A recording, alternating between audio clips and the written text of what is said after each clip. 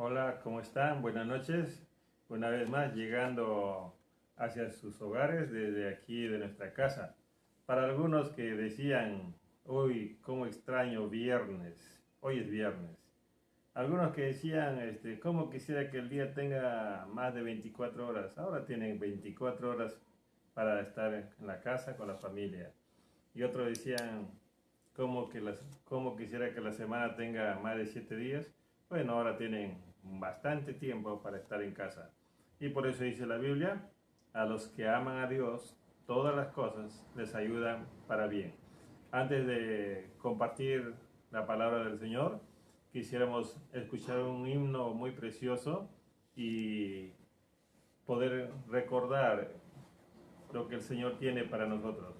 Escuchemos esta canción y si puedes, si la sabes, puedes cantarlo también.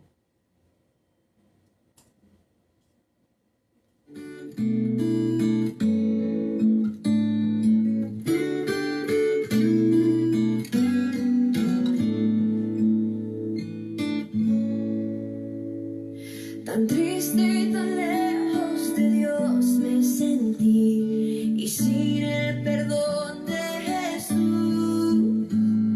Mas cuando su voz amorosa oí, que dijo: ven a la luz. Que amigo tan tierno y tan dulce es Jesús, tan lleno de paz y amor. De todo este mundo es la pulida luz, el nombre del buen Salvador. Ya todo dejé por andar en la luz, no moro en tinieblas ni jamás. Ya todo dejé por seguir a Jesús y vivo en la luz de su paz.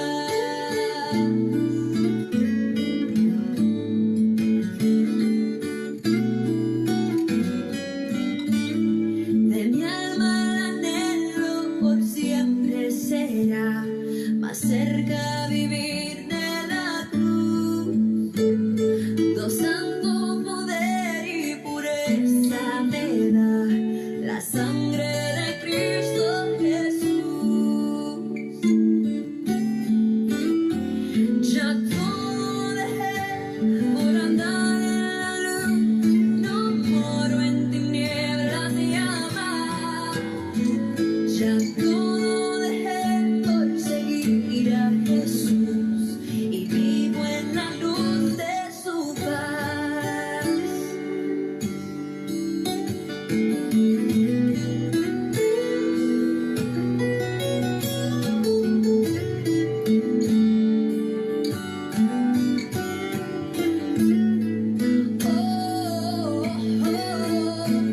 Ya todo dejé por andar en la luz, no moro en tinieblas jamás.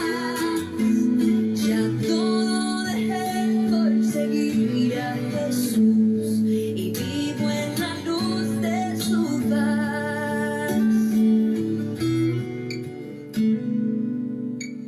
Y vivo en la luz de su paz.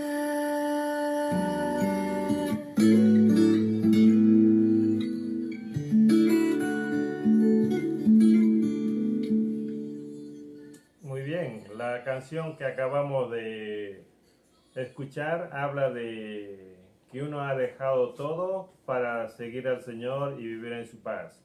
Y ahora quisiera compartir con ustedes una parte más de la vida del profeta Juan el Bautista y quiero hacer un pequeño repaso. Hace 2 días hablamos de su nacimiento. Ayer hablamos acerca de su preparación y cómo es que entró al ministerio. Y hoy día estamos entrando a una etapa ya de su ministerio donde él empieza a servir al Señor. Y por eso vamos a hablar de su ministerio, de la predicación, cómo es que él empieza a predicar la palabra. Y es interesante saber qué es lo que él hizo en su vida. Cuando uno va a la Biblia, por ejemplo, en el libro de Lucas capítulo 1, versículo 16 y versículo 17, mira lo que dice la palabra del Señor.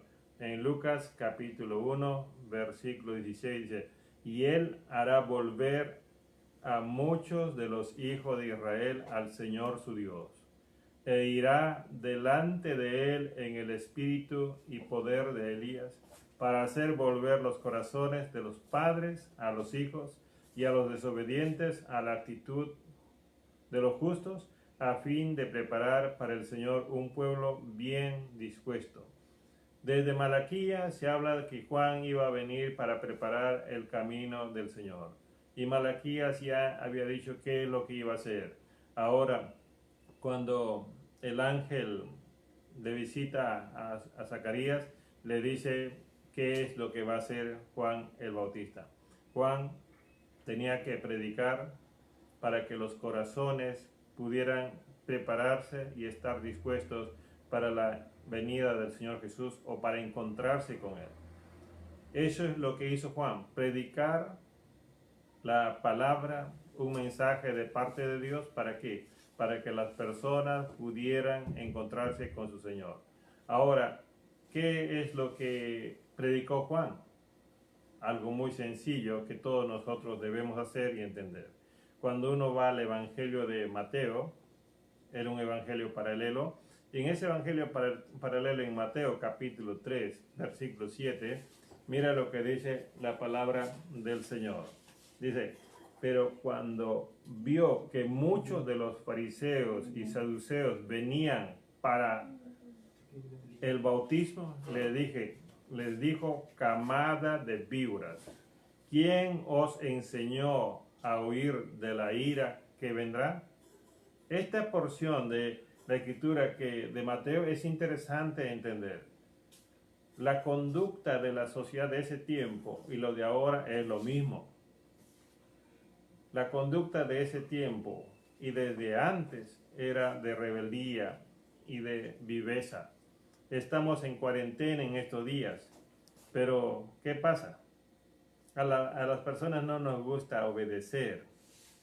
Han tenido que decretar un toque de queda para obligarnos a estar en casa. ¿Por qué?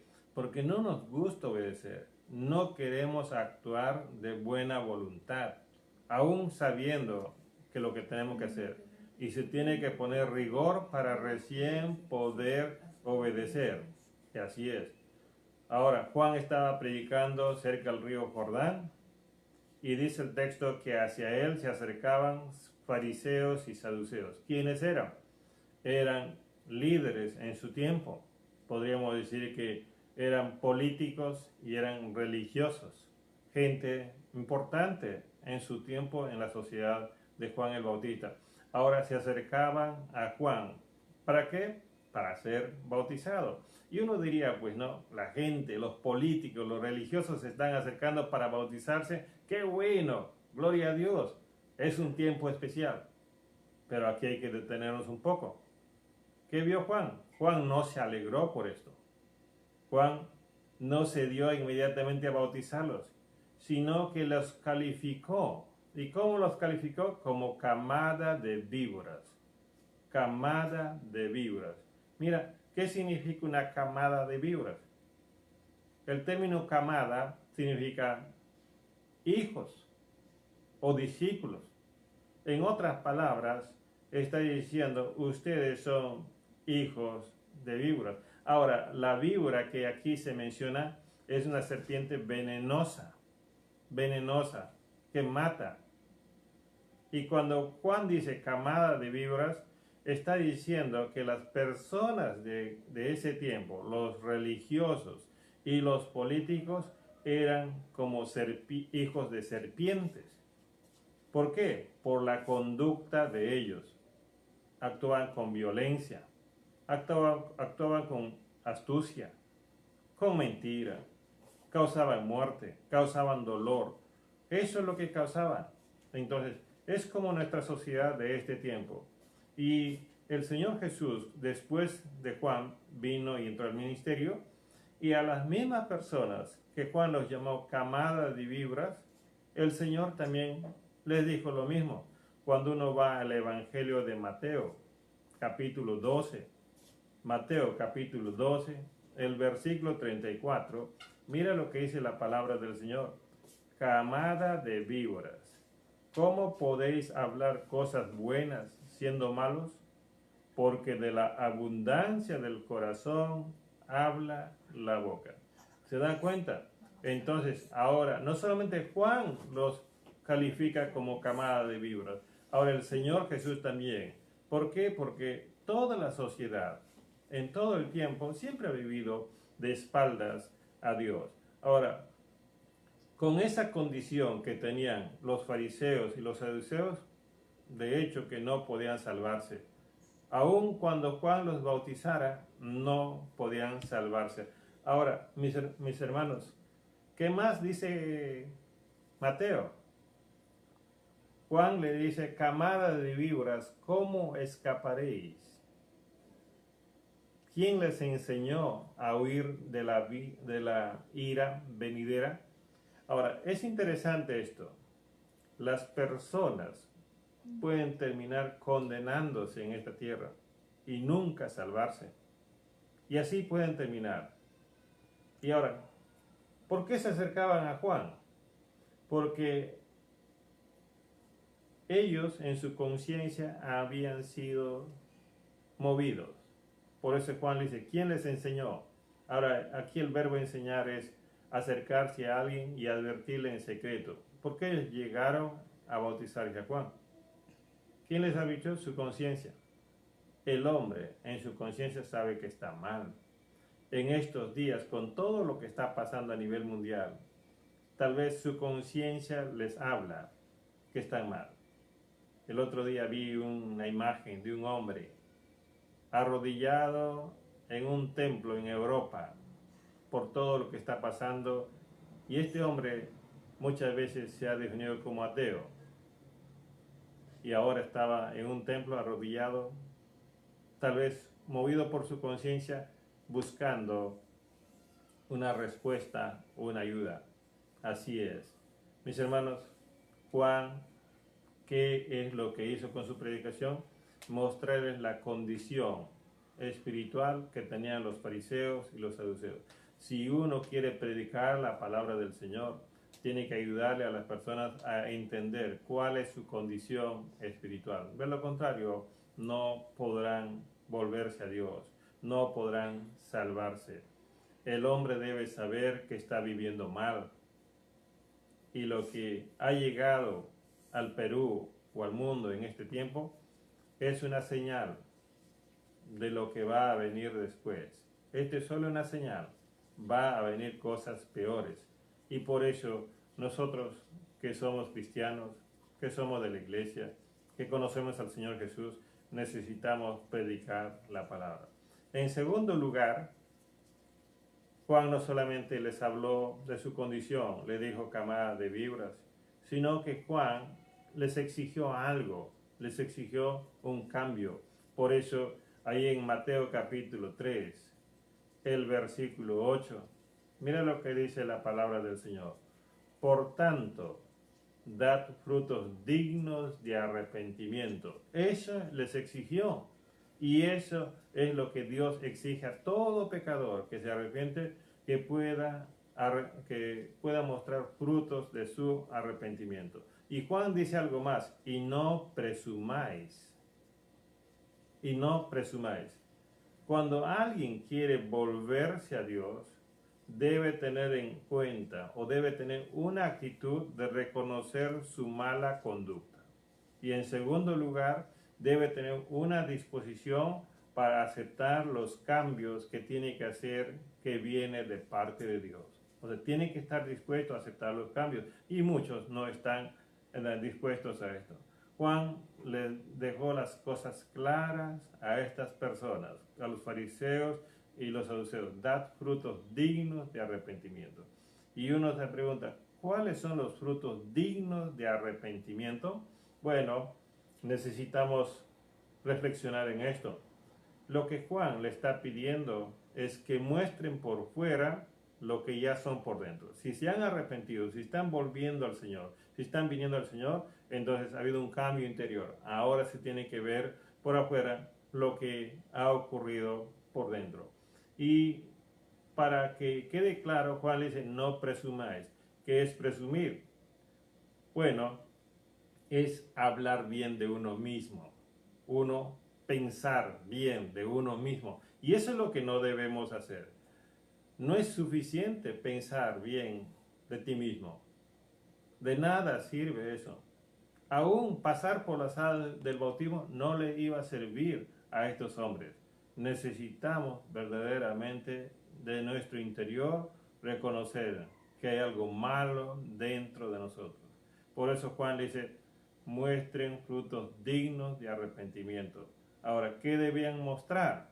Bueno, ellos debían reconocer en primer lugar, así como la serpiente, tal vez han causado heridas, tal vez han transmitido su veneno, han causado dolor, han afectado a muchas personas. Entonces, ahora necesitan ellos mostrar que ya no son la misma persona de antes. Un pecador arrepentido camina como un hijo de Dios y no como una serpiente. El hombre pecador que se arrepiente busca restaurar sus relaciones, pide perdón, perdona y olvida las ofensas. En la Biblia encontramos a un hombre, es muy conocido este hombre, se llama Zaqueo. Dice la palabra del Señor en el libro de Lucas, capítulo 19, el versículo 8. Dice, y Zaqueo, puesto en pie, dijo al Señor, he aquí, Señor, la mitad de mis bienes daré a los padres, y si en algo he defraudado a alguno, se los restituiré cuadruplicado. ¿Qué estaba pasando? Él era cobrador de impuestos. Y como cobrador de impuestos que era, se aprovechaba de su cargo, de la autoridad que le había dado el Imperio Romano. Entonces, explotaba prácticamente a otros judíos. ¿Qué es lo que ha hecho ahora después que Jesús llegó a su casa? Yo reconozco que he afectado a otros y por eso quiero restaurar mi testimonio. Si a alguien le he causado daño, entonces ahora quiero devolverlo cuadriplicado. Mis hermanos, pensar y hablar bien de uno mismo nos convierte en un presumido delante de Dios. Decir que creemos en Dios y no le obedecemos evidencia que seguimos como un pecador presumido. Por eso, en esta noche yo quiero animarte a ti, tú que amas al Señor, tú que crees en Él, entonces necesitas tú mostrar frutos dignos de tu arrepentimiento. Pero no puedes seguir pensando que eres buena persona, necesitas mejorar. Todo lo malo que hay en mí, solo Jesús lo puede cambiar. Todo lo bueno que necesita para mi vida, solo Jesús me puede dar. De igual manera, a ti también. Espero que estas palabras en este tiempo que estás en casa, ahí te pueda ayudar. Y yo quisiera tener unas palabras de oración antes de darte unas preguntas para que puedas conversar con la familia y unos motivos de oración. Padre, en el nombre de Jesús, gracias por esta noche de poder llegar, Señor, a la casa, a los hogares de tus hijos, Señor, de la iglesia y amigos, Señor, que están distantes. En este tiempo, Señor, de preocupación, en este tiempo, Señor, de ansiedad para algunos, Padre, dales paz, dales consuelo, dales tranquilidad, dales esperanza, Señor, en el nombre de Jesús. Amén. Amén. Quiero dejarles unas 3 preguntas que me gustaría que ustedes puedan conversar en esta noche ahí en casa. La primera es, ¿cómo la conducta de una persona puede parecer a una serpiente? O sea, traten de conversar. ¿Cómo la conducta de una persona se puede parecer a la vida de una serpiente? Entonces, hagan ese paralelo. En segundo lugar, ¿Qué señales muestra un pecador arrepentido? Traten de poner ejemplos. Y en tercer lugar, ¿qué podemos hacer para que se arrepientan los pecadores? Esa es tu responsabilidad y mi responsabilidad. Necesitas tú dar una respuesta. Y por último, como siempre lo estamos haciendo, vamos a pasarles unos motivos de oración. Es tiempo para orar al Señor. Este tiempo de devocionales para buscar al Señor y clamar ahí en casa. Primero, que el Señor nos prepare para predicar su palabra. Así es, necesitamos predicar la palabra. En segundo lugar, que los creyentes muestren verdadero arrepentimiento. Hay muchos que dicen creer en Dios, pero no demuestran que se han arrepentido. En tercer lugar, que muchos no mueran sin encontrarse con su Salvador. Ha sido triste la noticia de escuchar que una persona estuvo enfermo, ningún médico pudo ayudarle y al final se enteraron cuando estaba muerto. No sé si conocía al Señor o no, pero si no conoció al Señor, es triste su realidad. Y en un segundo bloque vamos a orar por nuestro país, por lo que está pasando. En primer lugar, decimos, vamos a pedirle que el Señor traiga paz y esperanza a las casas donde hay personas infectadas con el COVID-19. No, usted no se imagina cómo estarán esas casas donde hay un miembro de la familia infectado con esto.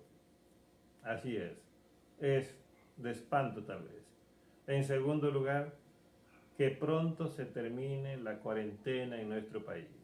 He visto ahí una estadística hoy día donde el contagio en las barras sale que hoy día ha sido un poco menos que ayer. Eso es una buena señal. Entonces, que pronto termine la cuarentena. Y en tercer lugar, que el Señor se glorifique en Europa. Hay tantos muertos, tanta preocupación, que el Señor llegue a sus casas, a sus corazones y se glorifique. Y muchas personas puedan decir, gracias Señor por este COVID-19 porque ahora te conozco. Amén. Que el Señor les bendiga. Nos vemos mañana. Mañana estaremos compartiendo la otra parte del mensaje de Juan. Que el Señor les bendiga.